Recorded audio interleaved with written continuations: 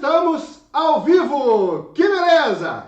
Consegui juntar dois monstros em redação, dois caras que sabem muito de redação, muito esperado da minha parte. Estou aqui com as presenças ilustres desse lado.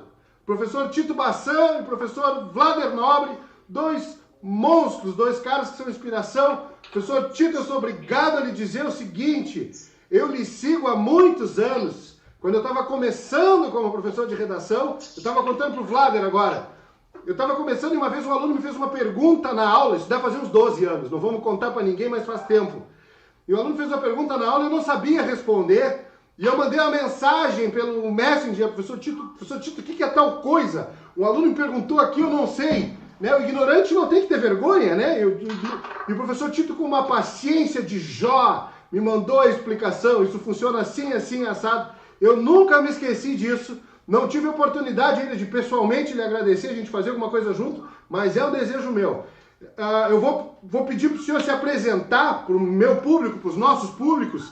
Quem é o professor Tito Bassan? O pessoal vai chegando devagarzinho, nossos alunos aqui já tem gente na área. O senhor diga quem o senhor é, o que o senhor faz. Depois quero também já agradecer de muito a presença do professor Vlader, que está no centro da nossa tela aqui. Depois se apresenta também para o público do Tito Bassan. No final eu falo e aí a gente começa a nossa discussão. Professor Tito, por favor, uma honra, muito obrigado. Eu sou o professor Tito Bassan, leciono há 37 anos, mas com redação trabalho já há 22 anos. Eu tenho o polo de Marília e duas cidades da região, que é Itupã e Adamantina. Nós focamos bastante no Enem, mas também focamos nos vestibulares aqui da região. Nós focamos bastante na FUVEST, nas provas da Unesp e bastante também focamos intensamente nas provas do Paraná, da UEM, da UEL, da UFPR. E e temos que mencionar também a prova da Unicamp, mas já tenho 22 anos aí de história, mas é aquela coisa, a gente aprende sempre e estou muito feliz nesta primeira experiência, com o Panda. A gente já se fala já há alguns anos, é o primeiro momento que nós estamos trabalhando junto e fico muito feliz de conhecer o Vlader, de Petrolina. É um prazer conhecê-lo, assistir a alguns áudios, um Vlader que é muito rock and roll, gostei muito da sua performance com o repertório dos Titãs, e é sobre repertório que nós vamos falar aqui hoje. Vlader, conta pra nós quem tu é.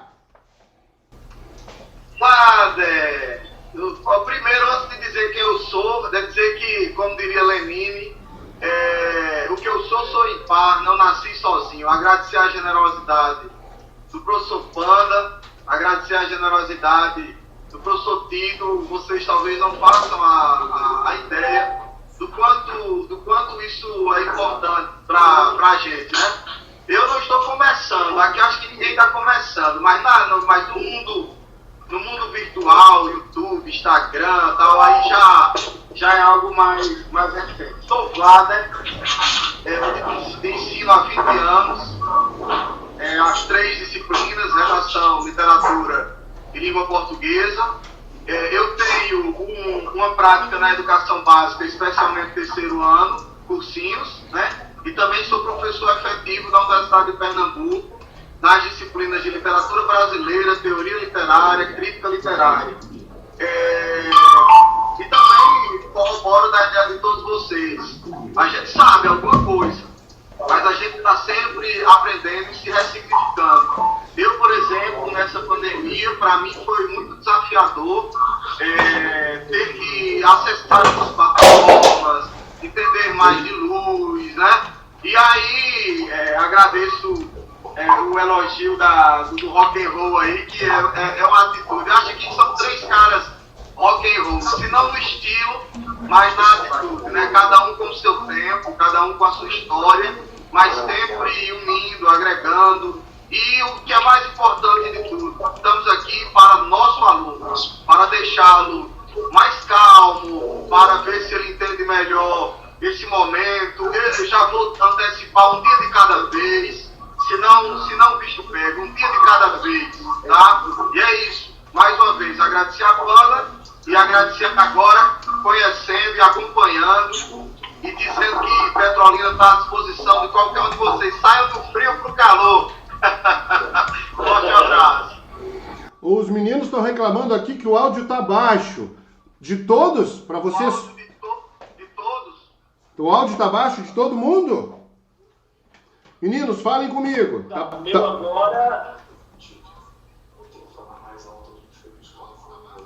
Tá, eu vou podemos falar um pouquinho mais alto também, se for o caso. É. E eu estou providenciando um fone um pouco mais potente também. Professor Vlad do Tito, de todos? Não, eu digo de todos, de nós os três, tá baixo? O Tito que está mais baixo, principalmente o do Tito. Ah, é? É, o segundo retorno da meninada aqui, tá? Bom, a gente está fazendo essa força aqui no sentido de... Principalmente do Tito e do Vlader. Tito e Vlader apenas. O Elvis falando com a gente aqui. Do Tito tá muito baixo. Tá bom. Deixa eu pensar como é...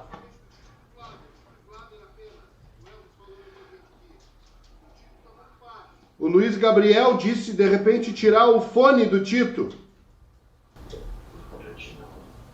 Tirou o fone já, e agora? Melhorou, pessoal? Eu tirei o carregador para ver se melhora. Tá bom. Melhorou? Tito e do Vlad. Meu áudio melhorou?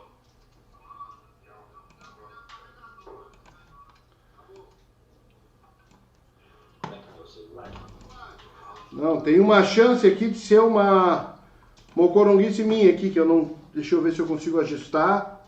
Mudar para visualização, interlocutor. Não, tá tudo alto aqui. Facebook, compartilhar a tela. Não volta. Volta pro tamanho que tava para não deixar burro. E agora? Meninos, não seremos derrotados pela tecnologia. Dá para entender, mas permanece baixo. O meu aqui está baixo? Dá para entender, mas permanece baixo. Eu não sei aonde que está saindo isso. Melhorou então? Melhorou, vamos embora. Agora deu. Obrigado, Larissa. Melhorou então. Ótimo.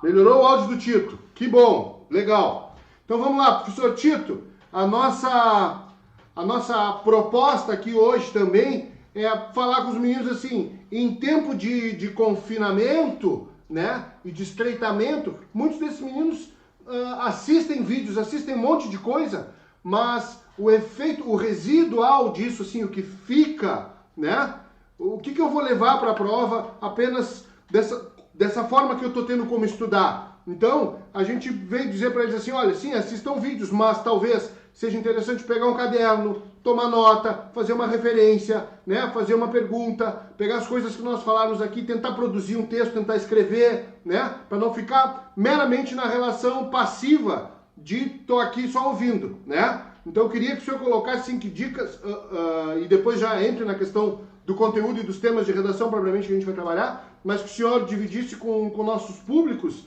assim, como é que se estuda, né? Que dicas o senhor tem para dar para eles que estão com essa dificuldade? Como é que se estuda nesse tempo maluco, né? O que dá para fazer para render mais, para ficar um residual maior, para sobrar alguma coisa a mais? Poderia repetir o Panda, por favor? Claro. Então, assim, queria que o senhor desse uma... antes de nós falarmos, que o senhor depois já emendasse nos temas de redação que o senhor acha pertinentes, mas que o senhor nos ajudasse com a sua experiência no seguinte sentido. Que dica a gente pode dar para esse aluno, para esse estudo, nesse momento louco que eles estão vivendo, para isso render mais, para eles conseguirem aprender mais, um pouco mais? Ah, sim. Bom, focando na questão da redação, estão ouvindo? Sim. Isso. Estamos num momento de quarentena e, como disse o Vlader, quer dizer, a coisa tem que ser meio que paulatina, né? Ou seja, tem que ser vivenciada no dia a dia. Então, no contexto de redação e repertório, né, eu ouço muito dos alunos que a quarentena dá um certo tédio, dá um certo desânimo, mas esse desânimo, esse tédio, precisa ser revertido em produção do conhecimento. Né? Eu sei que é complicado, alguns ficam até meio um pouco deprimidos, mas é importante, neste momento, né, na ampliação do repertório, além do material didático do seu curso respectivo, seja online ou seja o curso presencial, que no momento, né, não está sendo possível em função da pandemia, é importante que eles possam ampliar o repertório, priorizando primordialmente a leitura, né? A leitura de obras literárias, a leitura dos sites mais sérios, né? Eles precisam de muita informação, né? E essa informação precisa passar por um processo de reflexão para que se torne um repertório sociocultural, né? Outra questão importante é o momento, como estão num período de quarentena, assistir a séries, a filmes que auxiliam muito, muito mesmo na ampliação desse repertório, né? No enriquecimento desse repertório. E nós temos uma produção hoje, né? Uma produção, né? Nós temos os canais de streaming, por exemplo, em que eles têm bastante acesso, e no início da apresentação eu falei, né, do Vlader, né, que eu achei muito bacana a coisa dos Titãs. Eu gosto demais de Raul ao Seixas, né, meio clichê aí, né, um pouco clichê, mas eu gosto muito dos Titãs, do Legião Urbana. Então, é um momento, vai como dica também, os alunos estudarem, ouvirem, analisarem, né, os clássicos do rock and roll brasileiro, né, porque eles têm muito conteúdo, Legião, Titãs, o Ira, enfim, os principais grupos, sem contar também os clássicos, Caetano, Gilberto Gil, Milton Nascimento, o próprio Luiz Gonzaga, né? Tem um repertório, Gonzaguinha tem um repertório mais politizado. Então eu acho que é o momento de abrir, de alguma forma, estes canais de acesso ao conhecimento, tá? Porque não tem uma outra alternativa, né? Claro que a aula presencial ela é fundamental, mas em função de um contexto, né, nós temos que ficar em casa, temos que tomar cuidado. Aqui no interior de São Paulo a coisa está muito complicada, porém eles precisam deste acesso, né, ao conhecimento. Então é o momento de ampliar o seu repertório, né? Porque por exemplo, cultura de massa.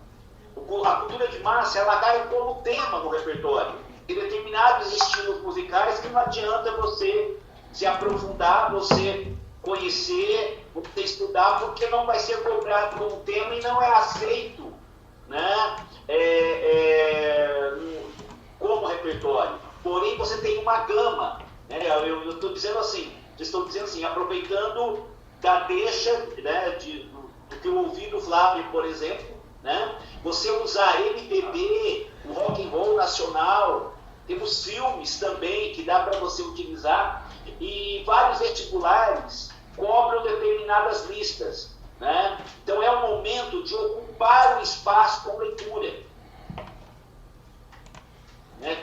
Com leitura. Eu acho que é uma... E outra coisa, e intercalar esses horários de estudo com uma caminhada, intercalar esse horário de estudo com uma atividade em família, porque esse relaxamento é importante também. Tá? É importante também. Então, estudar 1 hora, 2 horas e meia, parar para uma pausa, tentar fazer um relaxamento em casa mesmo. Essa seria a ideia. Então tá, Vlader, o que tu diz para nós nesse sentido, assim, como é que a gente faz para aprender nesse tempo louco, né? Enfrentamento dessa situação maluca, onde o aluno quer estudar, porque eu tenho aluno que fala para mim assim, Panda, eu estou estudando às 8 da manhã, às 8 da noite, parece que eu não aprendo nada, né? E que orientação a gente pode dar para esse menino, para essa menina, né, que quer um curso concorrido? E alguns alunos também estão me dizendo, a Yara falou aqui nos comentários, eu saí, voltei e melhorou meu áudio. Pode ser isso. A gente continua mexendo aqui, tá? Mas nos dá esse teu feedback aí, ô Vlader. O que tu acha? O que a gente diz para esse aluno, né? Em tempos de isolamento, como é que a gente aprende? Perfeito, Panda. Primeiro eu queria só pedir a paciência, dizer que a gente está se esforçando, especialmente Panda, para que o áudio fique da melhor forma possível. Mas, independente, vamos tentar nos ater a essa experiência, né? Três professores, 3 Brasis aqui representados. Peço só que, aos poucos, a gente vá se ajustando aqui, faz parte. Banda que já tocou e eu também, ajustando o som, sentindo tudo, então vamos devagar. Bora lá, então. A grande questão que eu chamaria a atenção é que nós internalizamos a lógica da produção, né? Todos nós internalizamos o produzir pelo produzir. Então, por exemplo, a gente está sempre obcecado a bater metas, né? a gravar isso, aquilo. E essa experiência agora, ela relativizou o tempo. O tempo ele está relativizado. Só para dar um exemplo, um professor amigo entrou em contato comigo e disse, Vlader, vamos fazer uma antologia poética do Vale do São Francisco? Vamos convidar a galera que traga para nós poemas que tenham sido escritos, não é que tenham o tema, mas que tenham sido escritos nesse momento de pandemia. E a gente já está finalizando aqui com eu acho que são mais de 55 autores, quase 115 páginas, algo muito coletivo. Só para dar um exemplo de que essa experiência que estamos vivendo, ela nos possibilita ressignificações. Então, o que é que eu diria a todos vocês? Primeiro, não fique obcecado com a ideia de normalidade. Vai voltar ao normal. Que horas o comércio vai reabrir? Que horas as aulas serão reiniciadas? Isso vai provocar muita angústia. E é um gatilho para a ansiedade, especialmente quem já é ansioso. Eu, por exemplo, sou. Né? Aprendi a aceitar que essa situação a gente não pode alterar nesse momento. Mas tem coisas muito importantes. A partir dessa experiência, eu me inseri mais no mundo digital. Eu entrei em contato com a live do Panda, trocamos figurinha e agora estou aqui. Acabo de conhecer por intermédio do professor Panda o Tito Bassan, ou seja, nem tudo está perdido. Crise, a palavra crise, me ajuda aí, Panda, também o professor Tito. A palavra crise, a origem dela está associada à mudança, transformação, ressignificação. Então, assim, para não pirar, meus conselhos para não pirar, criar uma rotina, criar um hábito, tá? Eu gosto de assistir alguns programas de sobrevivência, aqueles desafios dos caras, e algo muito claro, se alguém aqui já serviu o exército ou coisa do gênero, quando você está em situação de isolamento, de sobrevivência, você precisa ocupar a cabeça. Você precisa ocupar a cabeça, do contrário, até as alucinações vêm. Você fica com ideias cíclicas, você fica angustiado, o pânico surge, o medo te invade, especialmente em solidão. enquadramento da ditadura militar, ele tem um texto que ele diz 10 sugestões para suportarmos, né, o enclausuramento. E uma delas é não permita que sua cabeça saia do seu corpo. Ou seja, eu agora, nesse momento, estou na minha casa, rodeado por algumas luzes, a Panda acabou de me dizer que não preciso de tantas luzes. Não né? falei isso. Minha esposa aqui, minhas filhas aqui, eu estou aqui, né? A gente chama isso de presentificação. É o que eu tenho neste momento, me preparei com minha ansiedade para esse encontro, li, reli, livros espalhados, mas dá a mim uma segurança. Por quê? Porque a rotina traz segurança. Então vocês poderiam, meus alunos, vocês poderiam, por exemplo, estabelecer leituras, sejam leituras literárias ou não. Há um convite à filosofia, por exemplo, que é uma área da qual eu gosto muito.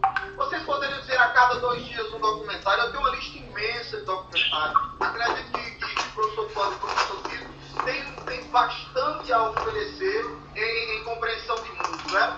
Então você cria uma rotina. Agora, para encerrar e passar aos grandes mestres aí, não deixe o mar te engolir. É uma letra do Charlie Brown Jr. Não deixe o mar te engolir. Em que medida eu digo isso? Se você um dia não acordar produtivo, não estiver no seu surto criativo, não se sinta culpado. Especialmente aos meus alunos que hoje tivemos simulado. Professor, eu estou mal porque não consegui. Não tem problema. Não tem problema. A vida traz essas alternâncias de energia. Faz parte. O que não pode é a persistência do tédio. O que não pode é você não se permitir novo. E aí eu peço, seja quem tem acesso a mim, ao professor Panda, ao professor Tito, busquem pelo Zap, por e-mail. Professor, essa tristeza está além do normal. Meu nível de concentração está muito baixo. Preciso me reencontrar. O senhor me sugere algo? E existe, inclusive, psicólogos que estão gratuitamente aceitando videochamadas para orientá-los. Então, rotina, criem metas que podem ser alcançáveis. Não bote um livro a cada 3 dias, uma redação por semana. Calma. Quando tem um hábito de leitura, alterne leitura literária com leitura não literária, alterne um documentário com filme. Se o filme é muito pesado, vai assistir As Branquelas, vai assistir o Alta Compadecida, né? Porque a realidade já está cáustica demais. Então, uma dose de veneno, uma dose de realidade. Sigam aí.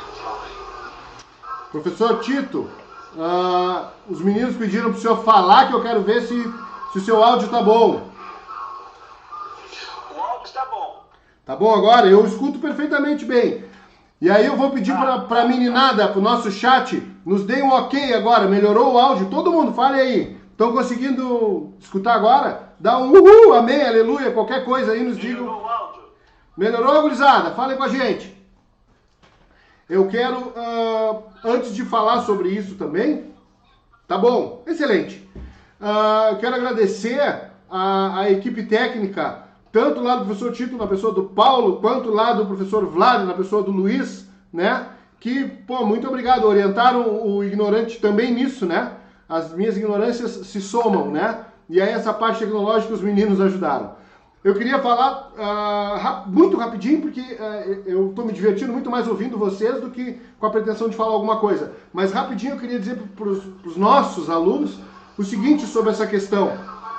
Não, alguém está com um retorno alto aí, que está captando junto, está acoplando. Eu queria dizer para os alunos o seguinte: não adianta idealizar o processo. Não adianta achar que tu é o aluno perfeito, que a tua vida é perfeita, que tudo é perfeito. Então assim, eu vou ler e vão cair rosas de uma sinfonia de anjos e eu vou aprender. Não vai acontecer isso. Então assim, quando a coisa não estiver funcionando, não pira, para. Vários alunos me chamam no WhatsApp, às vezes 1 da manhã, Panda, tá tudo errado, minha vida acabou, eu sou burro e não aprendo nada. Hoje atendi uma. E eu disse, querida, respira. A principal coisa que eu tenho para te dizer é o seguinte: tá ruim para todo mundo. Como já diria o filósofo aquele, Tá ruim para todo mundo. Tu tá achando difícil? Os teus concorrentes também estão. Então não pira. Professor Tito. Como o Banda afirmou, né, o professor Banda, realmente está complicado para todo mundo, tá? E não é uma coisa regional, não é Marília, não é Diamantina, não é Tupã, não. É Petrolina, Pernambuco, Pelotas, Rio Grande do Sul, Brasil como um todo. Né? Então, dentro daquele contexto, surgiu, né, uma sensação de desânimo, uma sensação de tédio, aquilo que foi comentado. Né? Lembra, não se sinta culpado se uma determinada meta, né, você estabeleceu uma meta para o dia de amanhã, chegou no final da tarde, não conseguiu montar o texto que foi proposto, não conseguiu fazer os exercícios, todos os exercícios de química e física, existe um outro amanhã. Né? Então é super importante essa consciência, tá? Porque além do tédio, além da sensação de procrastinação, né? Além dessa sensação que isso está acontecendo com todos, né? Mas dentro desse contexto, você não pode se sentir culpado, tá? Mas ao mesmo tempo você precisa lembrar que você tem que produzir. Mas com essa produção não precisa ser como se diz aqui na região, a ferro e fogo, tá? Então é importante isso. Procurem diversificar na forma, na maneira de se adquirir o conhecimento.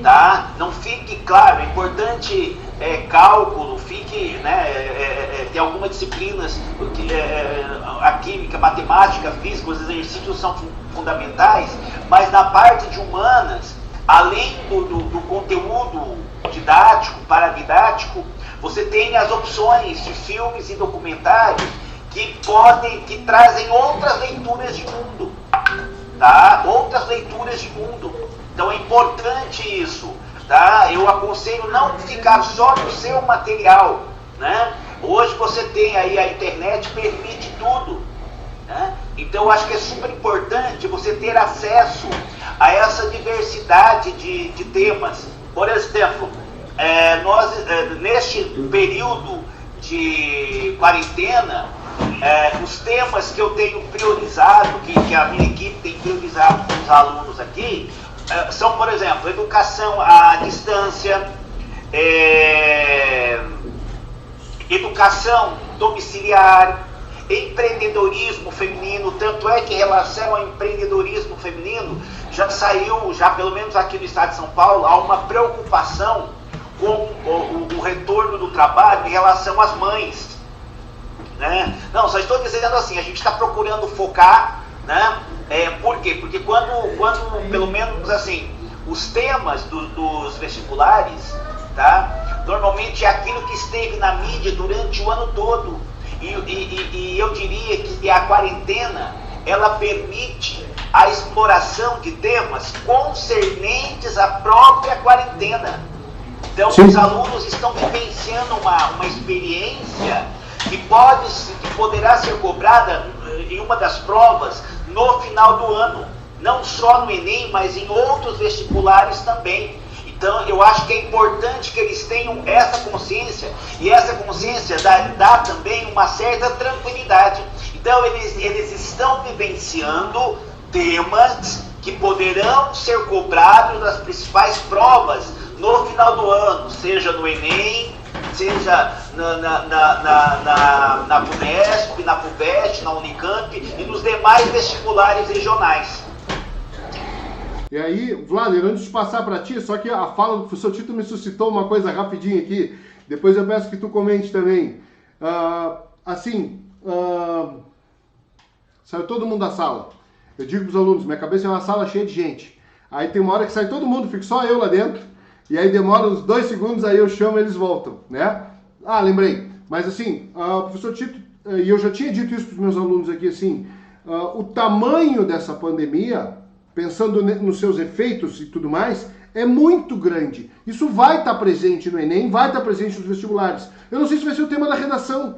mas os temas ligados à pandemia vão estar presentes nas provas. Desde a parte biológica, a vacina, o soro, a testagem, os efeitos, o emprego, a economia, o governo, o papel do Estado, a democracia, as relações internacionais, alguma coisa, assim, a pandemia estará presente na tua prova. Isso é uma certeza, posso te garantir isso. Acho que os professores de alguma forma corroboram isso. O que é importante, o que eu preciso que vocês pensem? Eu preciso que vocês pensem a pandemia com caráter universal, ou seja, não apenas aquilo que tu está sentindo, não apenas o que tu está vivendo. Então tem que pensar o que os outros estão vivendo, o que os estados estão fazendo, quais são as políticas públicas, qual o impacto na economia. Então tu tem que pegar esse problema que está te afetando e tentar enxergar ele em macro escala, né? Não só na tua pecinha do teu mosaico. Tem que afastar e tentar enxergar.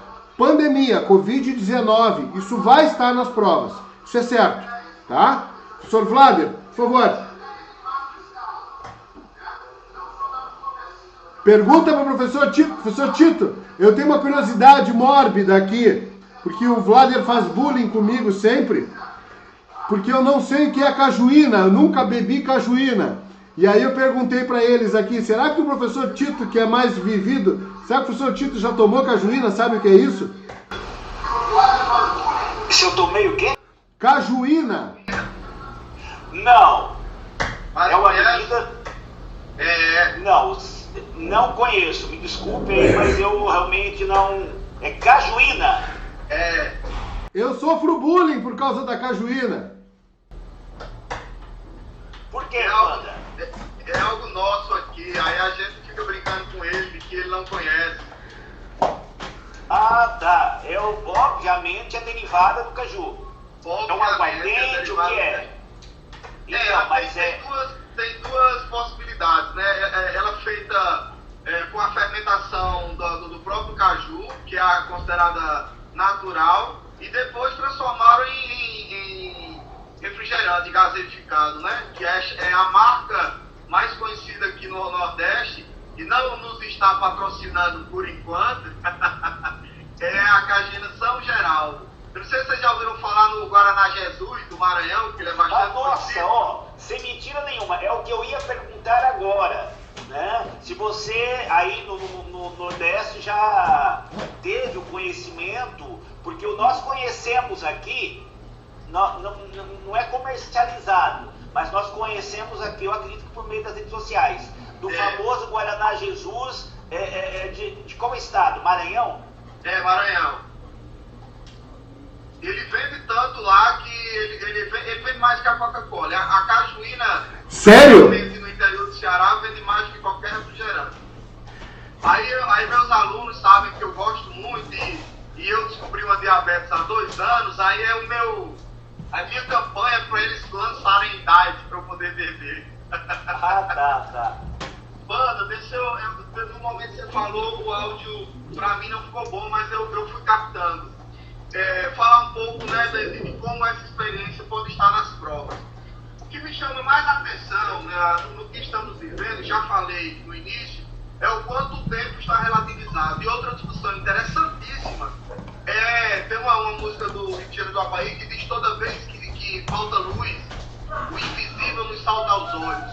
A gente está discutindo que não podemos viver do essencial. A grande discussão, né, hoje é que assim, só faça o que é essencial. Aí eu provocaria a todos nós, em que momento da nossa vida a gente deixou de se dedicar ao essencial? Bem-vindo à sociedade de consumo, bem-vindo ao hiperconsumismo. Então, a relação, por exemplo, que criou-se a politização da saúde, também criou-se uma falsa dicotomia, né, que é saúde,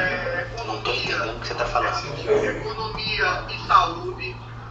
Uma discussão muito interessante, que eu acho muito importante, é a importância da família no processo de aprendizagem. Por que eu digo isso? Porque agora os pais se deram conta que os filhos dentro de casa dão um trabalho danado. Eu acho que muitos pais estão assim, que as escolas abram logo, eu preciso voltar às minhas atividades. E na realidade é até lei pais têm que acompanhar regularmente a educação dos filhos, senão comete um crime de abandono intelectual, né? Não acompanhar a vida escolar, não matricular. Então eu chamaria a atenção para isso. Outro um tantinho mais provocativo, eu não sei se vocês dois vão concordar, com a liberação do material sigiloso dos corretores, eu achei uma manobra esquisita, mas dá pano para manga. Nós estamos diante de uma situação muito curiosa, que é o faça você ler, a ideia de que a descentralização do conhecimento, todo mundo agora indo para tutorial, assinando cursos para serem chefes de cozinha, empreender nisso, empreender naquilo. Então é interessante pensar que, especialmente, o contato que temos com as tecnologias, né, as TIC, essas tecnologias atuais, elas dinamizam o processo, provocam impactos, como é que eu diria, irreversíveis, não só na educação, mas no imaginário coletivo de todos, tá? O tempo está relativizado. O processo educacional não é monopólio da escola, na realidade nunca foi. Então eu sou muito inquieto com as questões educacionais. E nas questões educacionais, o abismo que ainda existe no acesso à internet de qualidade no Brasil, a disparidade, o quanto a pandemia trouxe de maneira cruel até a desigualdade, os abismos socioeconômicos brasileiros. Fique à vontade. Vai, Tito! Olha, a questão, né? Que nós poderíamos levantar aqui é a pandemia. Ela realmente trouxe, né, a comprovação, né, do elevado grau de exclusão social que nós temos no Brasil, né? Eu acredito que seja um drama aí no Rio Grande do Sul e em Pernambuco também.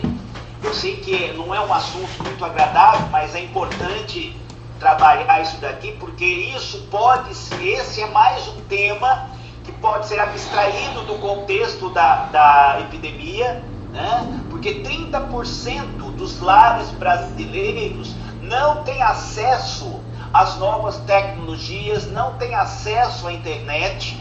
As classes T e E, quando têm acesso, a grande maioria é por meio do celular, não tem um notebook, não tem um computador fixo. Então, para que esses alunos tenham acesso ao conhecimento elaborado, além de um cotidiano diferente das classes A, B e C, né, eles não têm muitas vezes um estímulo familiar ou um contexto ou uma realidade que oportunize a cada um deles o acesso ao conhecimento elaborado, ao conhecimento científico, tá? Então, tanto é que os colégios da região aqui, eles estão com aulas remotas, né, aulas online, algumas aulas gravadas, as escolas particulares, mas eu tenho amigos, professores, colegas que lecionam na rede pública, e a Secretaria de Educação está tentando uma experiência, né? Mas o acesso é bem restrito, justamente porque não são todos os adolescentes, não são todos os jovens, ou mesmo as crianças, que têm acesso a um tablet, que têm acesso a um computador fixo, né? Porque muitas vezes um exercício da área de exatas é muito complicado. Você estudar, por exemplo, celular, né? Então eu acredito que essa pandemia ela externa, na verdade, o grau, né, de exclusão que nós temos em nosso país, né? Ele externa o grau, né, de exclusão social, da exclusão digital que impera em nosso país. Tanto é que em nível federal, né, nós temos o Ministério da Educação estimulando as aulas remotas, mas nós temos a população ribeirinha do Pantanal, a população ribeirinha da Amazônia, eu diria, a população do Sudeste que é uma região economicamente muito limitada. O próprio sertão nordestino, por exemplo, dentro de um contexto como nicho populacional, são regiões em que o acesso à internet é muito complicado, tá? Então é complicado você padronizar uma política de ensino para uma população, né, que não tem acesso às novas tecnologias. Infelizmente é uma realidade no Brasil. Dizem que são mais de 100 milhões de celulares, né? Mas boa parte dessa juventude, boa parte dos adolescentes, né, não tem acesso, eu diria, a uma educação online de qualidade. Pois é. Para vocês que estão nos assistindo, é preciso, só o fato de vocês estarem nos assistindo de alguma forma já mostra que vocês são privilegiados, né? Então, quando eu disse para vocês assim, que a crise ela sempre beneficia alguns em detrimento de outros, né? E a gente deve minimizar isso dentro, na perspectiva do que for possível, repartindo, incentivando, mas falando propriamente da questão da prova, este ano a média deve cair, né? Independente das maluquices que se façam, mudando o número de questões ou não, vocês não têm que pensar nisso. Você só tem que pensar o seguinte: o número menor de pessoas vai conseguir se preparar e vai se preparar precariamente. Então é hora de baixar a cabeça e tentar estudar, tá bom? Baixa a cabeça, tenta estudar, tenta buscar, melhora. E assim,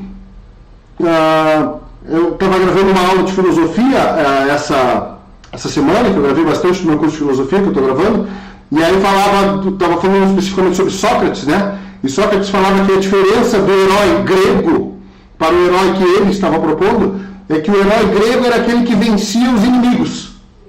E o herói de Sócrates é aquele que vence a si próprio, né? A luta é contra eu mesmo, né? Então ele estava fazendo uma crítica aos heróis dos gregos, a mitologia grega e tudo mais.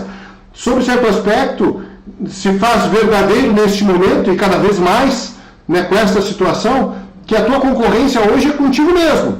É com a tua cabeça, com a tua sanidade mental, né? Então assim, esquece o outro. Não te preocupa, mas o outro tem cara de inteligente, esquece o outro. Então assim, tenta colocar uma rotina de estudos, tenta buscar ajuda no online, nos livros. E eu quero dar uma dica para vocês aqui de uma coisa de leitura, que eu sempre digo isso ao longo das aulas, eu digo seguidamente isso. Legal, é que eu não tô lendo. Não, eu acho até bom. Oi? A Márcia falou. Então, eu queria dar essa última dica assim, que é a seguinte: coisas que vocês precisem ler, que vocês têm que ler. Vocês podem também gravar no telefone e ouvir depois, né? Façam o podcast de vocês também. Peguem parte das coisas que nós estamos falando aqui e gravem as considerações de vocês. Eu quero colocar isso assim: pensa em input, o que entra na cabeça, e output, algo que sai. Não tem como sair algo se não entrou nada, ok? Tá, mas eu tenho que treinar as duas coisas, porque quando eu falo de redação, é um exercício de materialização, de externalização, é um output, por escrito, dentro dos ditames do texto assertivo argumentativo, de acordo com norma padrão, mas antes de escrever eu tenho que pensar. Então eu tenho que materializar esse pensamento, organizar ele para sair. Então uma das coisas que vocês podem fazer é o seguinte: se gravem, peguem esses argumentos que o professor Tito trouxe aqui, essa análise madura e consciente e humana, como essa problemática está afetando a vida das pessoas, e pensa: eu entendi, então eu vou dizer isso. Grava, escreve, te distancia, espera um dia, dois e volta para ler ou para ouvir aquilo que falou e ver se faz sentido. Então, alternem os papéis entre quem gera uma ideia, quem materializa uma ideia e quem critica. E essa ideia é de vocês mesmos. É possível fazer esse exercício. É possível fazer esse exercício com um colega. Então, assim, eu vou pegar minhas considerações sobre qual parcela da população vai ser mais afetada quando voltar à normalidade, tá? E aí eu vou escrever coisas sobre isso, ideias por enquanto. E eu peço para outro colega escrever, e eu troco com ele. Lê as minhas ideias, vê o que tu achou. Porque muitas vezes agora, nesse período, talvez vocês não tenham acesso ao corretor, a todos os professores, mas A internet permite isso que a gente está fazendo aqui. A rede ela é horizontal, entendeu? Ninguém está acima, abaixo. A rede é horizontal, né? Ali o Tanner Munhoz, que eu falei para vocês numa das lives, né? Talvez uma das expressões mais democráticas seja a internet, porque é horizontal, né? Então, assim, nós temos o norte, o sul, o sudeste do país, todo mundo junto aqui com vocês e a gente intercala o tempo. Então faz isso também. Pensa sobre globalização, lê uma coisinha sobre globalização, pega essas tuas ideias e grava um áudio. Eu acho que globalização é isso é importante para tal coisa. Pega esse áudio e manda para os seus colegas. E pede para eles, o que vocês acharam, o que faltou, o que é importante. Porque a gente acostuma em botar a coisa para dentro da cabeça, que é o input, e o output, que é fazer isso sair daí de dentro. Entendeu? Vocês não vão fazer uma redação por dia, mas pensar em redação, vocês podem pensar todo dia, todos os dias. Isso é muito importante. E muitas vezes o aluno diz assim, existe um abismo entre vocês, professores, e nós. Muitas vezes o abismo é só isso, que a gente pensa nisso o dia inteiro. Né? Então parece que a gente sabe um monte. Cala minha boca, Vlader, me salva de mim mesmo. Fala alguma coisa, querido. Eu queria sugerir aos alunos que a gente está falando de repertório, e repertório ele é um requisito exigido na competência 2, tá? Se vocês já tiveram acesso ao material que era sigiloso e está lá dizendo que era sigiloso e que agora está posto... Que cagada, né? Vocês vão ter que entender os 3 conceitos aliás, vocês vão ter que entender o que significa a competência 2, né? A compreensão do tema é basicamente o seguinte: tema, tipologia textual e presença do repertório. Em síntese é isso. Chegando ao repertório, é necessário você entender o que está posto na prova, porque se está posto na prova não é legitimado. Por que não é legitimado? Porque foi dado, não é trazido pelo aluno, não faz parte do acervo pessoal do aluno. Em seguida, do legitimado, né, que é o 120, ao 160, a pertinência. Pertinência é fazer pertencer à temática, é conectar a discussão. E a grande, eu diria aqui no Nordeste, o pulo do gato, eu não sei como é que vocês diriam aí, a cerejinha do... Certo. Mas a grande sacada é o uso produtivo. Como usar de modo produtivo o repertório? Aí eu vou dar uma dica. Quando você é capaz de fazer essa ideia de uso produtivo, produz o quê? Acima de tudo, produz sentido ao teu texto e produz um efeito no leitor, efeito tal, que até esse repertório, seja ele qual for, ele passa a ser um aumentado do teu texto. Então eu vejo que alguns textos que tiraram nota 1000 usam o famoso loop. Aí tem muito aluno que usa, mas não sabe fazer. Vou dar uma dica muito massa para vocês. Façam funcionar o uso produtivo. Consigam o uso produtivo no parágrafo em que você faz a referência ao repertório. Por quê? Porque às vezes você traz o repertório, cita, ele é até legítimo, pode até ser pertinente, mas você não fez uma amálgama do seu próprio texto. Ele não foi, a palavra que o manual usa, mobilizado pelo candidato para a defesa do ponto de vista. Pergunta-chave. Qualquer repertório surgir na sua cabeça, pergunta-chave. Por que eu estou pensando nesse repertório? Deixa eu dar um exemplo para vocês. Todo mundo aí acompanhando, mais uma vez, eu vou usar aqui a insistência norte-americana. Causa um mal-estar. Quando ele ver aquela cena de um homem de 1,98 m, algemado no chão, com sua traqueia pressionada por 6 minutos, e todos passivos, a palavra que você usou no estudo aí, Wanda, passividade, capaz de incluir o ser humano agonizando, porque uma autoridade policial está composta, não há autoridade maior em democracia nenhuma da autoridade do povo, constituído, inclusive contra abusos de autoridade. Então, quando eu assisto aquela cena, eu ativo as conexões dentro de mim, mas é minha história. Vlader leitor, Vlader que ouviu música,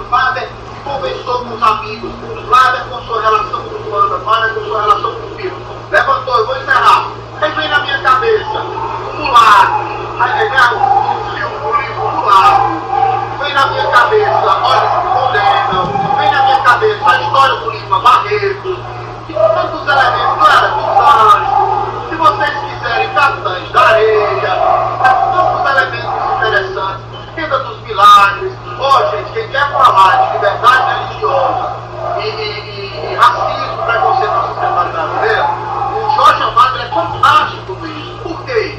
Foi o primeiro deputado eleito pelo Partido Comunista Brasileiro, e é dele a emenda que traz à tona na Constituição a liberdade de crença, a liberdade de culto religioso. Beijo pra vocês aí. Vai, Tito. Olha, pegando carona aqui em relação ao que o Vlader comentou, este episódio que está acontecendo nos Estados Unidos, né, Minneapolis está em chamas há 3 dias praticamente, é uma reação popular a um abuso de autoridade, literalmente criminoso, né? O diferencial é que há 15, 20 anos não se tinha, entre aspas, a possibilidade de se documentar isso daí. Hoje o celular permite. Então ali não tem como, não dá nem para falar que o militar é suspeito, ele foi um grande responsável. E fazendo uma transposição aqui para a realidade brasileira, né, um tema que é muito recorrente, a questão racial, porque aí além de ser um homicídio, foi um crime racial também. Eu diria, né, o Vlader, ele falou aí de uma série de obras literárias, filmes. Eu vou trazer uma outra que é um clássico do cinema nacional, é um clássico do teatro brasileiro, é um pouquinho esquecido, mas é o único filme brasileiro que em 1962 ganhou a Palma de Ouro no Festival de Cannes, que é o Pagador de Promessas, do Dias Gomes. Né? Esse é um filme que eu acho que vale a pena. Ele dá para trabalhar intolerância religiosa, questão racial, diferenças regionais. Oi? A questão agrária. A questão agrária, então, é um filme multidisciplinar e tem um peso na abordagem, porque não desmerecendo nenhum aluno, por favor, mas um aluno, para usar o Pagador de Promessa, quando, né, seja na contextualização, seja na argumentação, se na introdução o aluno já começa com o Pagador de Promessa, querendo ou não, os corretores, a banca corretora já vê que é um aluno que tem um diferencial de repertório. E eu diria que um diferencial de repertório que usa o Pagador de Promessas, por exemplo, é um referencial de valores também, valores humanistas, na leitura que eu faço, né? Então eu diria, um outro filme que daria para trabalhar isso daí, você falou do Aloysio Azevedo, O Cortiço, né, que é um filme já conhecido, né, faz parte da lista da FUVEST já há alguns anos. Então você tem os personagens ali, você tem o Firmo, você tem a Bertoleza, você tem a Rita Baiana, né, e mesma coisa, você pega o Cortiço, se cair um tema, talvez não no Enem, mas um tema na FUVEST, a ganância do ser humano, dá para você usar o João Romão como estereótipo, como arquétipo dentro desse contexto. Então, assim, muitas vezes os alunos eles se preocupam tanto em construir um repertório sociocultural, muitas vezes não se dando conta que talvez ele já tenha um bom repertório. Ele leu o Cortiço, ele leu o Mulato, ele assistiu o filme Cidade de Deus. Eu diria que o filme Cidade de Deus é uma espécie de versão cinematográfica do século XXI da obra O Cortiço. Há uma intertextualidade aí, há uma dialogia entre esses dois filmes. Porque eu cito o Pagador de Promessas, o Cortiço, o filme Cidade de Deus? Porque dá para você, são obras, são clássicos que ele pode utilizar para contextualizar ou mesmo nos parágrafos de argumentação de vários temas. Tá? É diferente de assistir um filme ali que é uma simples comédia de costumes, né, que muitas vezes não tem, claro, entretenimento é fundamental nessa fase que nós estamos vivenciando, tá? Não precisa assistir sempre um filme só para repertório sociocultural, o entretenimento é importante, mas as obras que nós estamos citando aqui são obras que são classificadas, são valorizadas e tem um peso na argumentação, né? Eu citei 3 aqui, dá para usar em N situações, até porque a intolerância religiosa já foi o tema que caiu no Enem, e eu tive alunos que usaram o pagador de promessas e tiraram, por exemplo, 980 ou 960. Eu queria aproveitar o gancho do que vocês dois falaram, mas também colocar uma pimenta sobre um outro aspecto. Muitas vezes, nos diferentes temas que a gente propõe para os nossos alunos, há temas cujo impacto efetivamente muda a vida das pessoas, oprime as pessoas, destitui as pessoas da sua dignidade.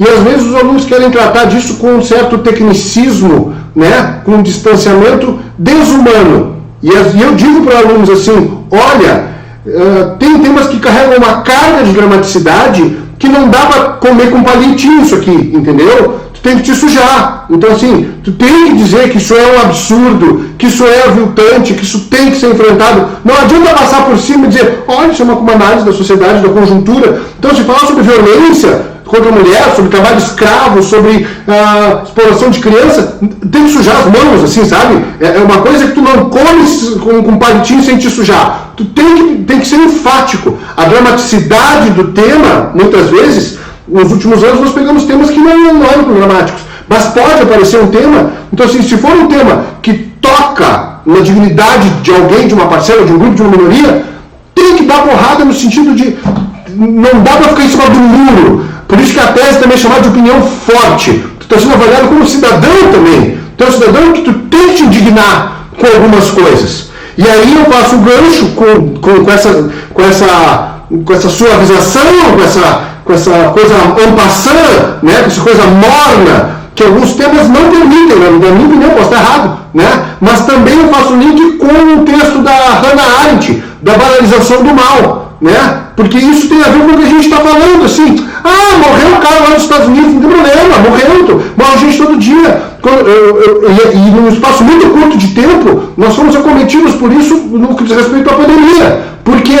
Que eu me lembro, assim, 2 meses atrás, quando chegou a morrer 200 pessoas por dia, eu disse, 200 pessoas, que horror, sabe? E aí subindo, 400, 600, 1.200, e hoje já está assim, morreu mais 1.000 de novo. 1.000 famílias perderam entes queridos, 1.000 pessoas perderam a vida, não é mais 1.000, né? E aí a gente acaba sem querer politizar, mas ele deixou picando o azar dele, né? Tem temas que eu não posso tratar com e daí, né? E a redação tem que ser mais humana, mais comprometida, né? Então isso que eu queria, vocês dois levantaram a mão e vocês se viram, não sei quem fala, mas eu queria dizer isso.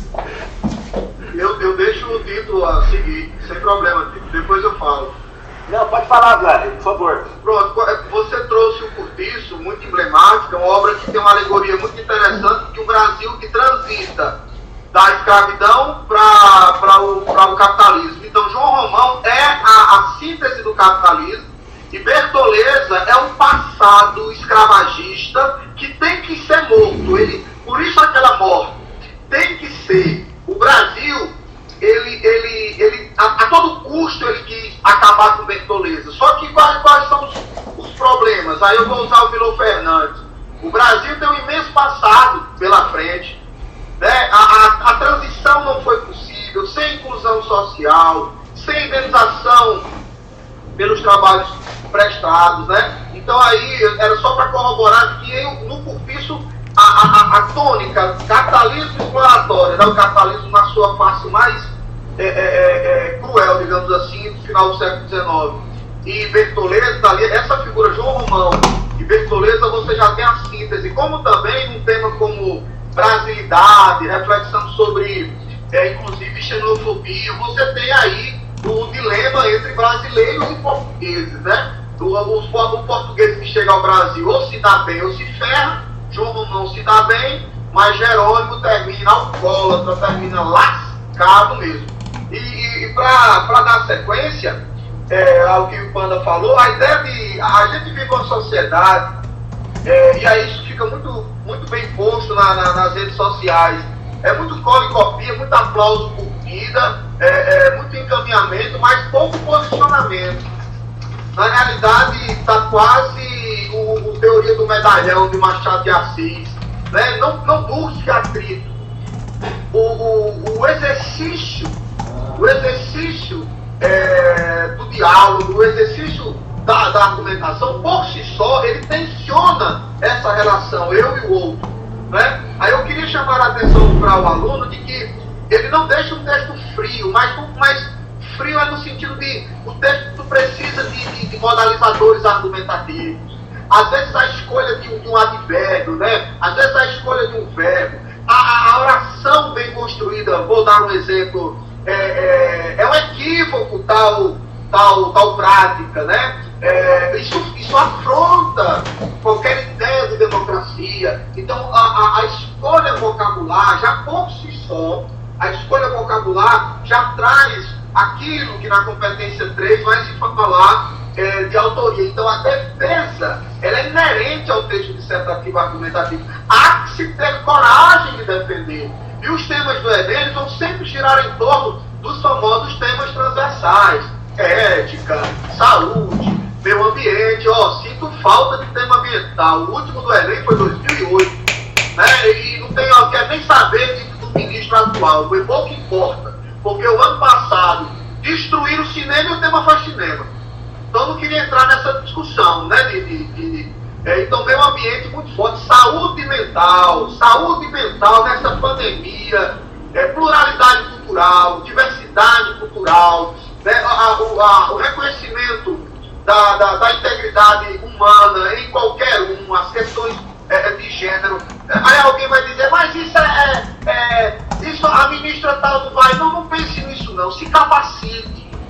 Uma coisa que eu não gosto, queria compartilhar esse desabafo com vocês, não cabe a nós adivinhar tema, cabe a nós preparar o aluno para qualquer chuva, cabe a nós preparar o aluno para ele se sentir seguro. E você, professor Tito, tocou em algo muito bom, ele já tem esse conhecimento, são 12 anos de escolarização, são obras que foram discutidas, são conceitos filosóficos que foram apresentados, foram reflexões sociológicas que foram apresentadas. Agora, se não internalizou para si, se não fez daquilo um patrimônio intelectual, se está em busca de muleta, de esqueletinho, das 100 melhores citações, da introdução para qualquer tema, aí fica complicado. Uma vez eu fiz uma provocação que um aluno disse que não bastava ter criatividade para escrever bons textos. Então eu disse, o que é que você entende por criatividade?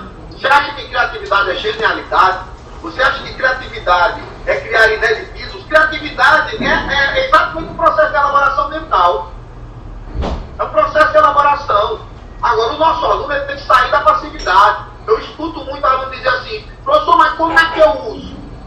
Isso é algo que o aluno deveria refletir. Professor, o senhor acabou de citar Hannah Arendt, Banalidade do Mal. Eu poderia encaixar o fenômeno da violência urbana dessa maneira. Isso seria uma boa provocação. Mas muitos alunos transferem a nós o dever de pensar e conectar. Quando na realidade não. Nós estamos ali para apresentar, para auxiliá-los no debate, para mostrar se poderia ter melhorado dessa forma. Né? E outro tema que eu acho muito interessante, fechando o raciocínio, é sempre a questão da educação e trabalho. Né? Então agora home office, faça você mesmo. Esses ataques aos docentes, essa relativização, esse obscurantismo dos saberes, né? Agora nós temos um ministro que diz que tem ódio do termo povos indígenas, mas ele não tem que ter opinião sobre o que a Constituição diz, não. Todos nós, e qualquer autoridade, o que está posto, está posto. Né? O que cabe a nós é assimilar isso e usar da melhor forma possível. Sempre, palavras de ordem para o Enem. Respeito à diversidade, né? Preservação ambiental, dignidade da pessoa humana, ética e cidadania. São palavras de ordem. E por falar em ética e cidadania, dedicar esse nosso encontro a Gilberto de Menstein, que faleceu hoje, sempre sugiro o livro Cidadão de Papel para os meus alunos. né? Ele diz que se a sociedade é um grande plano, é uma plantação, a criança é a semente. Precisamos da semente para fazer o novo florescer. Com vocês. Só antes de passar para o Tito, o Tito ia falar, eu queria fazer só uma colocação que fugiu de novo. É porque eu não estou comendo, eu tomei uma coisa ali que eu de boca seca. Mas eu queria perguntar para os meninos assim. Foi cajuína, né? Não tem aqui, mas eu vou lá. Esse ano eu vou lá para tomar tal da cajuína. Eu queria dizer o seguinte para vocês, eu não sei como é que está a questão para vocês de... lembrei, pessoa, tá. Não sei como é que está para vocês a questão de tempo. Nós temos 1 hora já de live. Eu não sei se os alunos... Eu estou me divertindo, eu fico aqui até as 10 da noite. Mas eu quero saber se os alunos querem mais e se vocês têm mais um tempinho, mais 20 minutos, meia hora, como é que está a vida de vocês aí, né? E, professor, eu só queria falar uma coisa de conteúdo. Dentro do que o Vlader falou, é o seguinte... não se esqueçam que quem vai ler a tua redação não é uma máquina, é uma pessoa. É diferente do gabarito. Todas essas coisas que os dois professores estavam colocando aqui tem a ver com uma perspectiva daquilo que impacta uma pessoa. Que uma pessoa normal não será indiferente, né? A muitas coisas. Então, assim, é uma pessoa que vai ler. Então, escreve para uma pessoa, né? Ali quando a gente fala primeira pessoa, segunda pessoa, terceira pessoa, pensa na segunda pessoa. Quem vai ler? O que eu sei sobre esse cara? O que eu posso dizer dele? Né? O que eu posso intuir? E pensa para quem está escrevendo. Então, professor Tito. Só algumas considerações aí, né? Pegando carona no que o Panda comentou, no que em relação ao que o Vlader comentou também, é o seguinte. Primeira coisa, citações, né? É muito comum os alunos, eles perguntam com frequência: professor, qual a citação ideal para a redação do Enem? Qual o referencial de autoridade? Tem um coringa? Não existe. Nós não temos uma frase coringa. Não tem uma frase uma citação, uma frase que serve, que você pode usar para qualquer tema. Não existe. É importante isso. Você decora 5 frases, você decora 10 frases. Aí cai um tema como acessibilidade, a democratização do acesso ao cinema, por exemplo. Aquelas 10 frases que você decorou, não tem como contextualizar. Não serve para nada. Nem no desenvolvimento e muito menos na conclusão. Então, tomar muito cuidado. Eu passo frases toda semana, são 15, toda semana, assim, mas eu tenho a perspectiva, o meu objetivo é que ele possa ter uma certa identificação com essas frases. Então, se eu tenho 4 aulas no mês, por exemplo, em cada turma, são 60 frases, então no decorrer do ano. Então eu não tenho aquela frase especial, eu procuro trazer alguns pensamentos, alguns referenciais de sociologia, de filosofia, históricos também, né? Literários, em relação a determinados temas, mas justamente para que o aluno entenda que aquilo ali é para ampliar o seu repertório, né? Outra questão que foi falado aí, né, em temática social, eu acho que ele pode ficar atento a 2 temas que estão relacionados com o universo pandêmico, porque a questão é interessante. O aluno diz, mas assim, ô professor Tito, qual é a tendência? Não existe uma tendência, porém a pandemia ela é multidisciplinar e ela é interdisciplinar. O professor Panda comentou no início do nosso bate-papo que dá para ser explorado na física, na química, na biologia, na história, na geografia, na geopolítica e, com certeza, em redação. E eu diria que nós temos 2 temas que já são recorrentes, mas passaram a ter maior visibilidade nesse momento, nessa fase de quarentena, que é, eu diria, o morador de rua, né, o morador de rua que tem N fatores que o levou a essa situação, ele está mais fragilizado no momento de quarentena, mais suscetível a uma série de doenças. Nós tivemos uma ministra dos direitos humanos que diz que eles não pegam a Covid-19, ou o Covid-19, né, o vírus Covid, ou a doença Covid-19, porque as pessoas não tocam neles. São esses comentários que eu me revolto muito com isso. Mas enfim, uma dica temática, a questão do morador de rua, uma outra questão que passou a ter visibilidade, né, que é um tema que está presente no cotidiano do brasileiro, na sociedade brasileira, que abarca de 30 a 40 milhões de pessoas, que é o trabalho informal, né? Vamos dizer assim, nós temos um secto, nós temos um grupo, um segmento gigantesco da população brasileira que não tem nenhum tipo de contrato de trabalho, que não tem o direito resguardado, e que nessa fase nem todos foram, entre aspas, contemplados com R$600. Então eu acredito que o trabalho informal pode ser um dos temas. Por quê? Porque ele não é visível.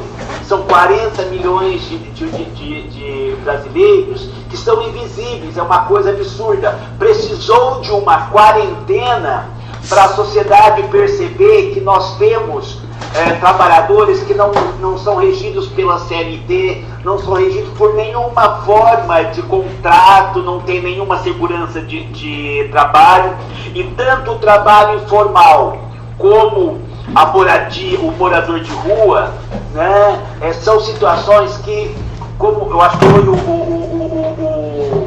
Vlad que falou no conceito de dignidade humana, não me recordo agora se foi o Vlad ou o professor Banda, que falou na questão da dignidade. Então, já que o aluno está vivendo um momento de quarentena, então, para ele perceber que a quarentena, por meio dos grandes sites, da grande mídia, das mídias alternativas, essas notícias que são objetos de discussão, são os temas para não só o Enem, mas para as redações no final do ano. Só fechando aqui, 2 universos, o trabalho informal e o morador de rua. Tito, só para corroborar, na concepção que você traz de morador de rua e de informalidade, dois temas também saltam aos olhos: solidariedade e cooperação. É algo muito interessante, porque nossa cultura é muito assistencialista e paternalista de Estado, mas a sociedade civil também tem que assumir seu compromisso cívico. Eu não vou aqui revelar o que é que eu fiz ou deixo de fazer do ponto de vista de voluntariado, porque isso não é para vir à tona, isso é algo de nossa consciência e de nosso compromisso. Mas assim, é algo muito interessante ver alguns empresários, sem citar nomes, que chantageando, demitindo, mas o empresariado ele tem também que assumir um compromisso. Achei bonita a postura da presidente do Grupo Magazine Luiza, né? Uma postura de não demissão, e enquanto outros, 7 mil mortes não é nada, uma morte é alguma coisa. Aí agora o dono do... Não vou citar o nome não, para o pessoal aqui não encher o saco. Pode citar! Pode citar! Fugiram. É muito importante, meus alunos, em propostas interventivas, a consciência cidadã faz de nós a tomada de atitude para recusar consumir um produto que vem de um empresário que não respeita questões ambientais, que não é atento à promoção da justiça social. Também, né? Porque você, professor, que tocou em empreendedorismo, e temos também o empreendedorismo associado ao voluntariado, né? Era só essa colaboração. O Wanda quer falar alguma coisa. O professor Tito falou ali de informalidade, tá? Eu estava lendo o chat aqui, alguns alunos dizendo assim: eu tenho dificuldade de lembrar a citação, eu tenho dificuldade de decorar o conceito. E eu queria dizer para você o seguinte, assim, realmente decorar é um problema. Por que tu não tenta entender? Por que não tenta entender quais são as relações? Né? Tenta entender, depois usa as tuas palavras para tentar dizer. Então vamos lá, por que a formalidade é um problema? Né? Por que por que as pessoas têm que ter direitos trabalhistas? Vocês já pararam para pensar nisso? Por que existe o Estado? Né? Por que simplesmente cada um não trabalha e faz o que quer? Tá? Essa discussão é antiga.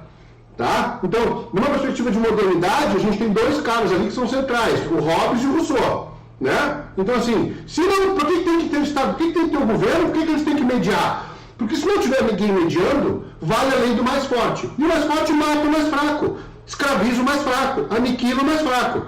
O problema é que hoje tu é forte, amanhã tu pode ser o mais fraco. Esse é o grande problema. Bom, então, vamos pensar numa forma onde o mais forte não vá dizimar o mais fraco. Bom, então todo mundo abre mão de um pouco das suas liberdades, cria-se esse ente teórico que é o Estado, que vai garantir as relações.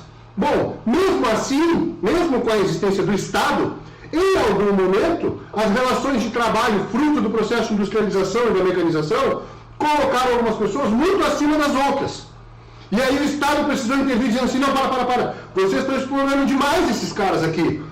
Vocês, para ficarem mais ricos, para acumularem mais riqueza, vocês estão dizimando. Quando o professor Vlad fala ali do Magazine Luiza, os caras são capitalistas, só que eles tiveram uma postura assim, gente, a gente pode diminuir o nosso lucro. A verdade, não é nem hora de ter lucro.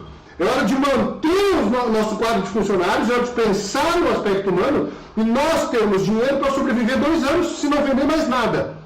A visão desse cara não é preciso manter o meu lucro. Muitas empresas estão pensando assim, eu não posso diminuir o meu lucro não pode diminuir, dane-se as pessoas, não me interessa quantos vão morrer.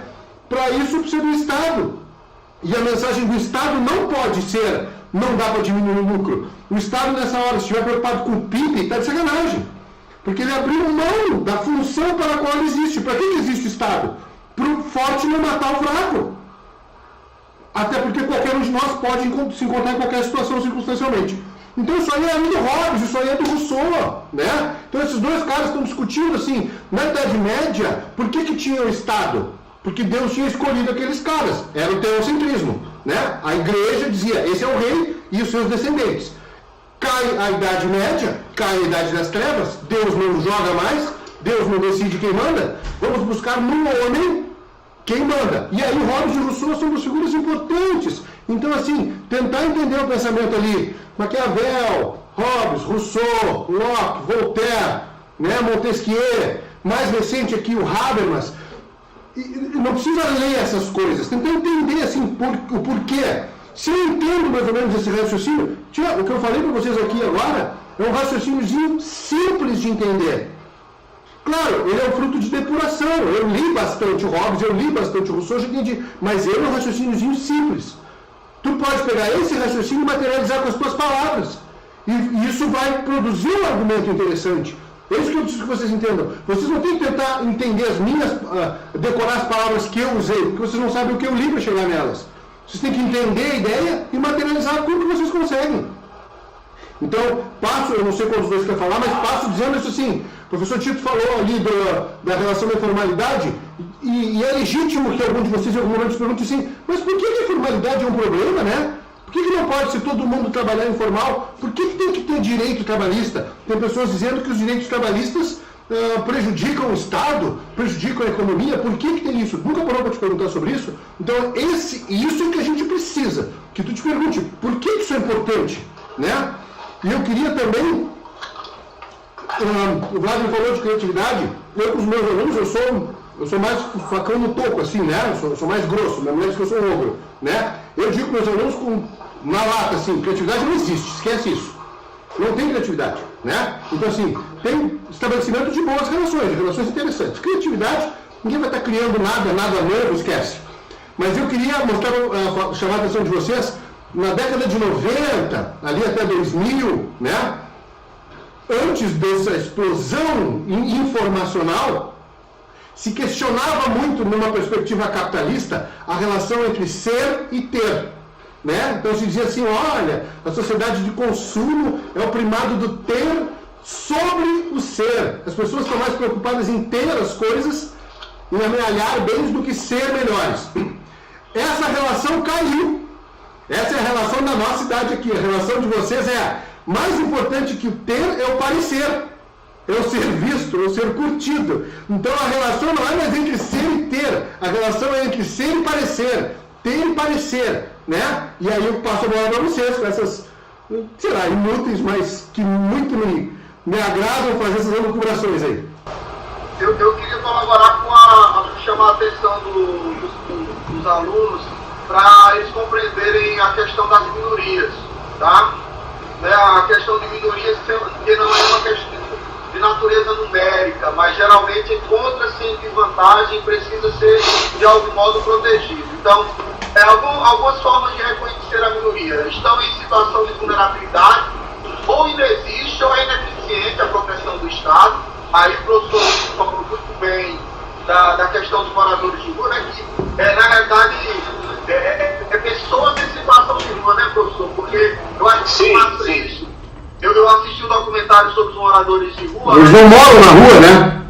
Aí ele diz assim: as pessoas dizem que eu estou fora da sociedade, mas o que é fora dela se eu estou nela? É a invisibilidade.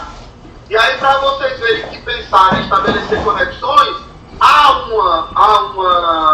uma obra da Clarice Lispector, sua última obra, que ela morre no mesmo ano de 77, que a personagem vive a invisibilidade. A personagem Macabeia vive a invisibilidade. Outro exemplo, no filme Preciosa, né, a Preciosa, ela sonha com o estrelato, porque é um símbolo aí corroborando com o sonha com o príncipe. A visibilidade, a notoriedade, os padrões de beleza. Qual é o nome do filme? Preciosa, ela se enquadra em todos os estereótipos de agressão, né? Ela é um adolescente que já está com problemas de escolarização, já é mãe do próprio pai, né? É gorda, e é negra e é pobre. Então aí você tem elementos. Preciosa é um filme que você só assista se tiver... É Macabeia o nome do filme? Digamos assim, o oxigênio, ela é dura, tá? Então, Preciosa. vulnerabilidade. Ou não existe proteção do Estado, ou o Estado é ineficiente, tá? Outra forma de identificar a minoria. Geralmente a identidade está em informação, ela sempre tem que ser reafirmada. Por exemplo, ninguém diz assim, eu branco, eu hétero, não é? Vejam que na realidade, a identidade nordestina está sempre se reafirmando. Porque na conjuntura brasileira, o nordestino ainda é muito vitimizado de estereotipação. Eu uma vez fui apresentar um trabalho em São Paulo, e o estudante viu e disse, se você me apresentar, tem universidade lá na Paraíba, eu disse, tem tanto que eu estou no mesmo lugar que você. Né? Então, assim, a gente ainda sofre muito e eu utilizar com de certo modo foi responsável. Porque o sertanejo é atitude forte, mas você lê o que ele tem depois, é terrível. Um Hércules com Asímodo, um ser ogro estranho, não somos nada disso. Né? Não somos nada disso. O sertão é tecnológico, o sertão tem cajuína, mas o sertão também tem o iPhone, o sertão tem comida japonesa. Aí sim, né? Então quando a gente tem que estar sempre se reafirmando, é porque não temos o direito de ser quem somos. E aí o subprocurador da República, Luciano Maia, em seu voto sobre reconhecer a homofobia como também equiparando-se ao crime de racismo, ele diz, mortos porque são, pessoas mortas porque são, negro morto porque é, mulher morta porque é, homossexual morto porque é. Né? Então essa identidade e formação. A outra é que constantemente a minoria, ela luta contra o privilégio de grupos dominantes. Aí é muito fácil, por exemplo, desconstruir uma teoria de um outro de racismo reverso. Porque o racismo é um sistema. O racismo é um sistema. Uma pessoa racista é fruto de um sistema racista. Do sistema racista, estruturas racistas, instituições racistas e indivíduos racistas. E estratégias discursivas. Né? As minorias precisam se organizar para trazer uma consciência coletiva, para dizer o estado de vulnerabilidade. Aí o professor Vitor lembrou muito bem do caso dos Estados Unidos. Né? A cena gravada, já são 3 dias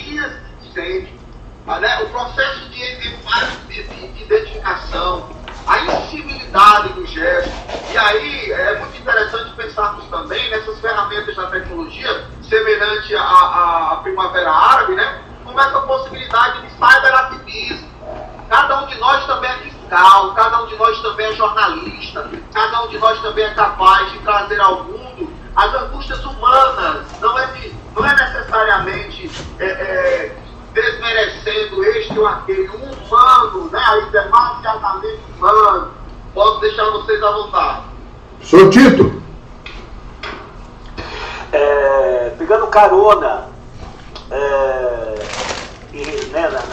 do que foi falado pelo professor Mando, pelo professor Vlader, só retomando algumas questões aí,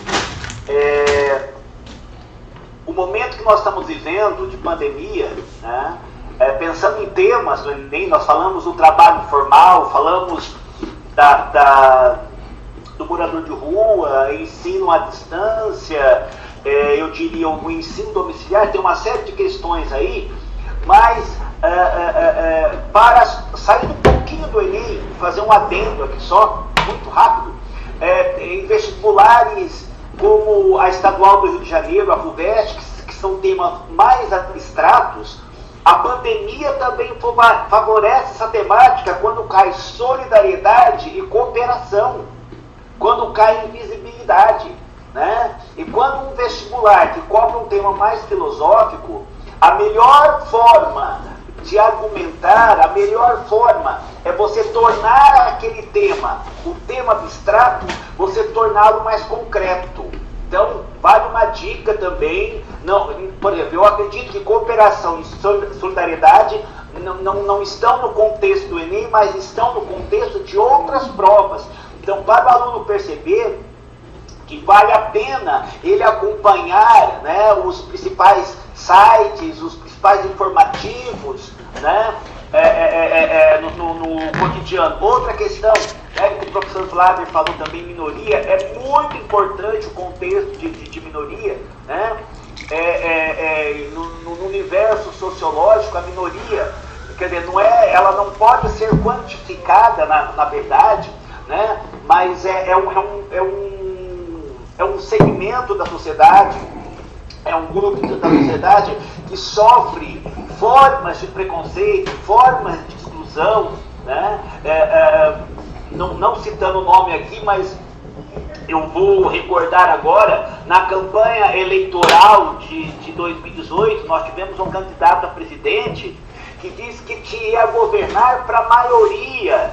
Nesse mesmo governo, nós tivemos, foi mencionado aqui hoje, acho que se não me engano aqui pelo Vlader, que foi mencionado o seguinte, que nós temos um ministro que ele não admite o termo povos indígenas, povos ciganos. Então, mas são minorias. Essas minorias, elas são minorias porque sofrem, primeiro, algum tipo de exclusão social, não tem representatividade política. Por isso, a importância do Estado, a importância de ONGs, tá? Para dar visibilidade a esses grupos.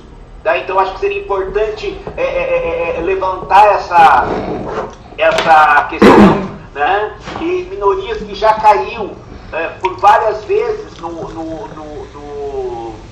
como tema do Enem. Talvez eu não acredito que caia no atual contexto, mas aí é uma posição pessoal, pela leitura que eu faço da conjuntura política, porém numa VUNESP, no UEL, eu estou falando dos vestibulares que eu estou mais próximo, né? Na URGS também. A UEL de Londrina, o UEM de Maringá, o SPR no Paraná. Na URGS também aqui no Rio Grande do Sul.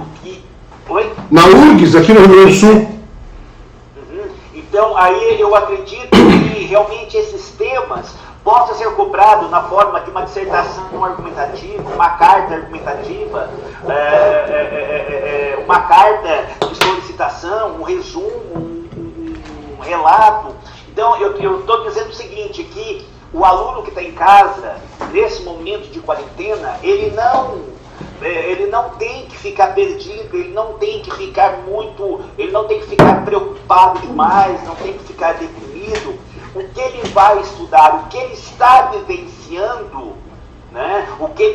As notícias que chegam até ele, serão inspirações para os temas no final do ano. Tanto é que nós falamos de várias obras aqui, voltando novamente, nós falamos do O Pagador de Promessas, falamos do Cidade de Deus, foi falado do Cortiço, o Mulato, são obras que trabalham minorias, né? Então, não são obras coringas, mas são obras, eu uso um outro termo, eu não gosto muito do termo coringa, eu acho que banaliza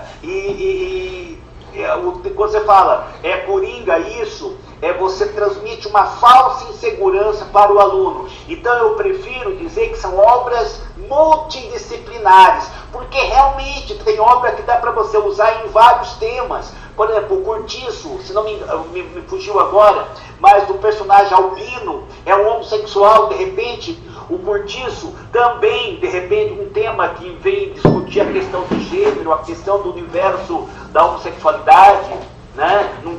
Não é muito o perfil do Enem para este ano, mas para outros vestibulares, ele pode contextualizar, né? Então, aquele aluno que lê com frequência, acompanha o que está acontecendo no Brasil, o que está acontecendo no mundo, ele tem uma leitura de mundo mais ampla. Se ele não fez isso até ontem, faça a partir de agora, né? Faça a partir de agora. Então, é importante, nós provavelmente, eu acredito, em mais 2 meses ainda de quarentena. Eu espero que em julho ou agosto, porque eu particularmente estou com muita saudade da aula presencial, desse contato com o aluno, tá? Então não é só o aluno que está um pouquinho deprimido, o professor que trabalha diariamente, né, ou semanalmente com aulas, com esse contato humano, faz uma falta tremenda. Então não é só o aluno, o professor também está angustiado, o pai está angustiado, a mãe está angustiada. Então assim, só para fechar a minha fala, para fazer uma amarração, para que o aluno fique tranquilo, porque o que ele está vivenciando, quando eu digo vivenciar, não é que acontece com ele no dia a dia, mas é o que sai nas mídias, nas redes sociais, são objetos que vale a pena um aprofundamento, que vale a pena um conhecimento. Pegue os temas, as sugestões que nós trabalhamos aqui, né? Por exemplo, rapidamente aqui, o ano passado se falou muito no terraplanismo, se falou muito no movimento antivacina. Aí vem a FUVEST e traz como tema a importância da ciência no século XXI, um vestibular filosófico, mas a própria FUVEST, a Estadual do Rio de Janeiro, a UNB, que são propostas mais filosóficas, elas tiram do cotidiano, elas tiram do universo midiático o tema. Não é só o Enem que tira, claro, o Enem traz um tema mais concreto, um tema palpável, né, um problema social. Porém, um tema mais reflexivo, ele é tirado da realidade também. Tá? Então, eu acho que é importante o aluno se tranquilizar, o tédio é normal, o que ele tem que tomar cuidado para não fazer do tédio o seu cotidiano. Ele tem que pensar que isso vai passar e não vai demorar tanto assim. Não é questão de ser otimista ou pessimista, mas eu acredito que as aulas, na minha opinião, tá? Elas deverão retornar início de agosto, mas nós temos 2 meses aí, tá? Ainda de trabalho online e tal. Eu acho que essas lives elas são importantes para a gente refletir sobre o que está acontecendo no momento. Elas servem de conteúdo, de motivação para o estudo. Fui eu aqui, queria dizer assim, para nós também, né, professor? Para nós também, e aí eu queria aproveitar para agradecer muito, assim, pelo seu tempo, pela sua disponibilidade, né? Professor Flávio também, muito obrigado. A gente acaba que se motiva, né? Não diz isso como professor de literatura. Não, ela me perguntou e eu não li o livro mesmo. O Mano me perguntou do livro O Espelho. O ponto é fantástico, o espelho é fantástico. É que eu não conheço.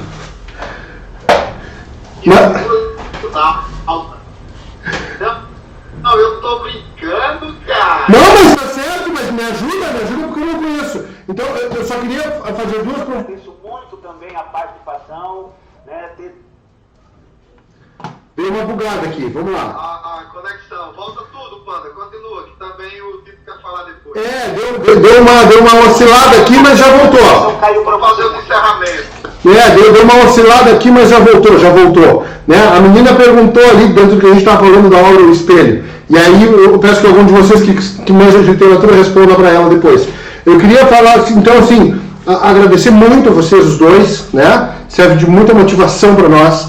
Queria dizer assim que eu estou à disposição, né? Estou encerrado dentro de casa, lendo, estudando, fazendo live. Então assim, a qualquer momento, vou fazer uma live. O que será que o Panda está fazendo? Vou chamar ele aqui para ele me atrapalhar. Chama, pode contar comigo, porque duas cabeças pensam melhor do que uma. E daqui a pouco a gente pode se motivar e trocar figurinha, mandar material para o outro. Olha que legal isso aqui que eu fiz, olha que legal isso aqui que eu li. O Vlad me manda os textos dele, eu leio, te devendo um feedback, mais tarde eu te dou, né? Então assim, nós também somos seres humanos, também estamos submetidos a essa situação enlouquecedora, né? Então assim, que sirva para os alunos, né? Que eles aprendam com o nosso exemplo, que daqui a pouco a gente se ajuda, a gente se junta e consegue produzir.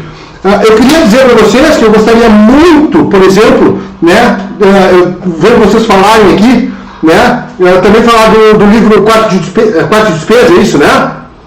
Pode ser? Quarto de Despesa, que também tem a ver com esse contexto do que se estava falando. Quarto de despejo. Né? Que é uma obra interessante, mas eu queria, assim, ó, ela pode entrar como no tema empreendedorismo feminino. Sim, tem a ver com isso tudo que vocês falaram.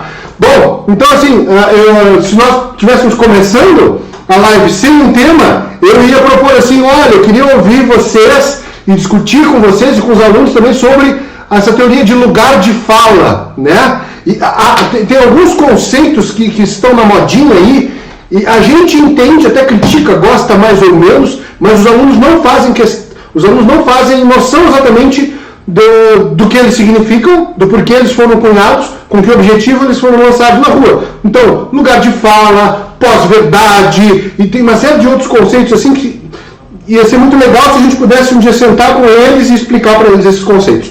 Eu queria fazer uma consideração sobre democracia, porque eu sou apaixonado pela democracia.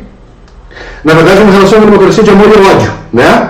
Mas eu queria dizer uma coisa, assim, a democracia, ela não é um fim, tá? Hoje se fala muito de democracia. A democracia é um meio. Ela é um meio para preservar o que é humano. E é por isso que ela tem valor. Por que eu estou dizendo isso?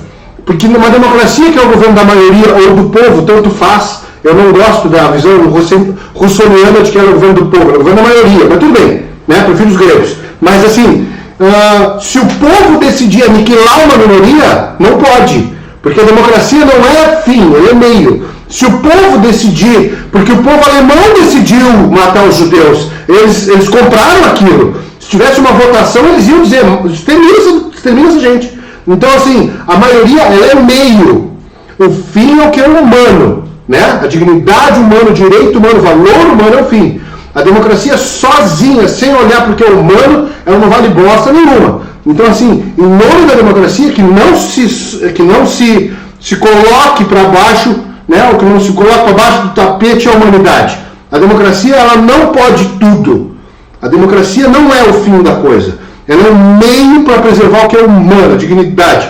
E sobre essa questão que vocês falaram do ministro, não vou predicar ele porque eu vou cometer uma grosseria, né, de povos indígenas. Ele odeia povos indígenas e odeia a Constituição também, porque na Constituição Federal Brasileira, o Wagner é advogado, né, diz inclusive que os índios não são brasileiros, eles são índios, né, eles são povos indígenas. Então, assim, quem odeia essa nomenclatura odeia a Constituição, né, porque, e claramente odeia a Constituição, mas assim, essa expressão povos indígenas, ela foi resgatada com muita força naquele processo de redemocratização da Constituição de 1988. Então não dá para jogar fora isso porque o cara teve um pitinho, um ataque de pelanca, né? Então eu encerro a minha participação, deixo vocês falarem o que vocês quiserem, imagino que talvez vocês estejam cansadinhos.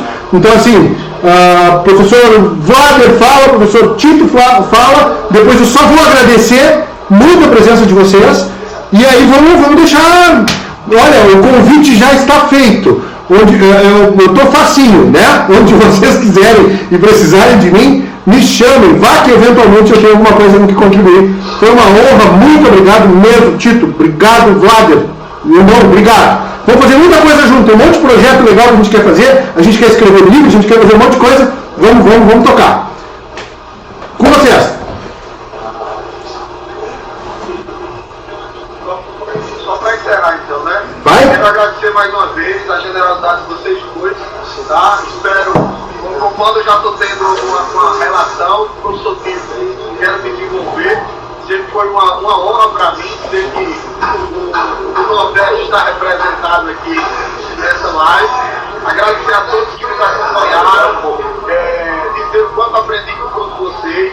E queria só reiterar, agradecer demais, especialmente a Luiz, né? Você, Panda, já fez as ondas no início, agradecer a Luiz e acredito que é Paulo, que ajuda também o Tito, né? Muito obrigado, sem esses conhecedores técnicos, nós, os educadores, não estaríamos à disposição do Brasil inteiro, né?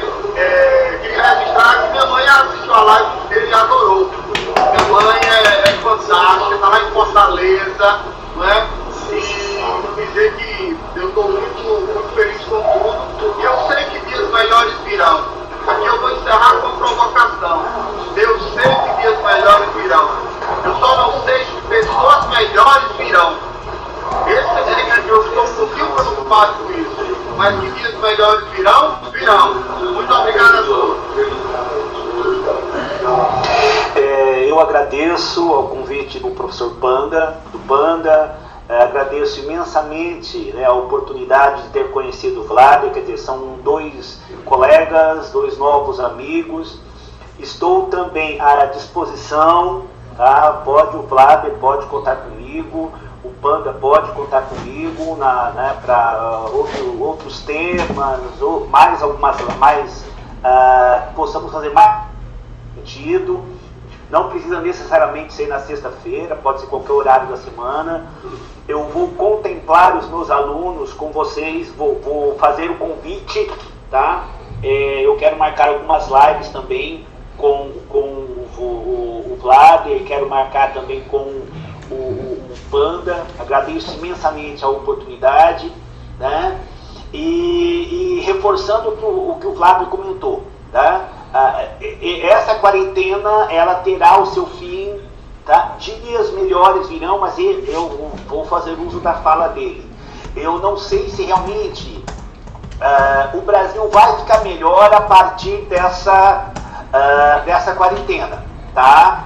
Eu sou um pouco cético em relação a isso. Porém, eu estou aprendendo, todos nós estamos aprendendo muito com a quarentena, tá? E reforçando aqui, alunos, estudantes, vestibulandos, a quarentena ela vai passar. Não se desespere, estude, acredite nisso. Tem os seus momentos de entretenimento, assista um bom filme, assista uma boa série, ouçam boas músicas e não tenha vergonha de assistir uma comédia, também não muito conteudista. A gente precisa de um relaxamento.